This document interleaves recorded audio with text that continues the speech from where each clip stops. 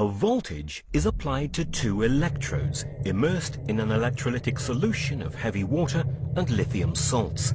This establishes a flow of current from a strip of palladium, acting as the cathode, to several platinum coils, acting as the anode. Temperature sensors measure the temperature of the electrolyte solution within the cell, as well as the cooling water that surrounds it in the larger jacket container. Within the solution, many of the D2O heavy water molecules are dissociated into OD negative and D positive ions. When the voltage is applied to the electrodes, the OD negative ions are attracted to the positively charged platinum anodes, where they lose an electron and combine with other OD ions to reform back into D2O, while the remaining orphaned oxygen atoms combine to form O2, which escapes as a gas up to the surface of the solution. Meanwhile, the D positive ions are attracted to the negatively charged palladium cathode, where they quickly find an electron on the surface of the cathode to neutralize their charge. This cathode is made of palladium atoms, arranged in a face-centered cubic lattice. Some deuterium atoms work their way into the lattice by popping through the interatomic sites within the lattice. Other deuterium atoms bump into each other along the surface of the palladium cathode and form a D2 molecule that's too big to enter the lattice. These D2 molecules cluster to form bubbles that rise up in the electrolyte solution. Simultaneously, new D2O molecules are dissociated in the electrolyte into more OD negative and D positive ions. So the process continues as long as the voltage is applied.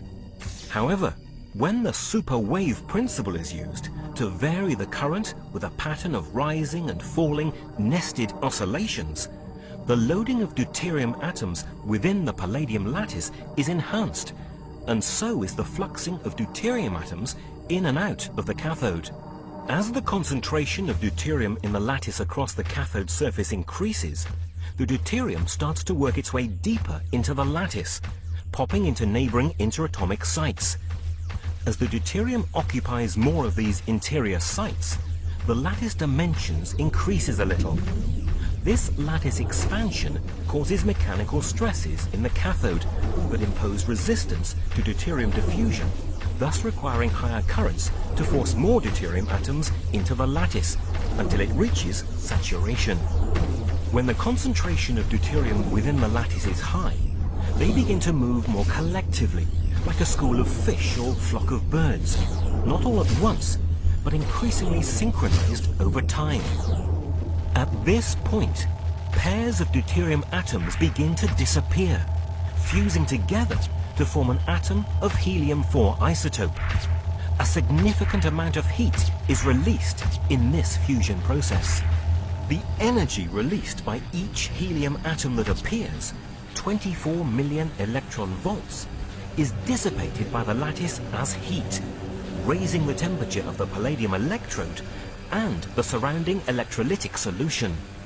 The amount of energy being generated by this fusion reaction is 5 million times greater than if those same two deuterium atoms were chemically combined to form a single D2 deuterium molecule, and 10 million times larger than the oxidation reaction to create a D2O heavy water molecule.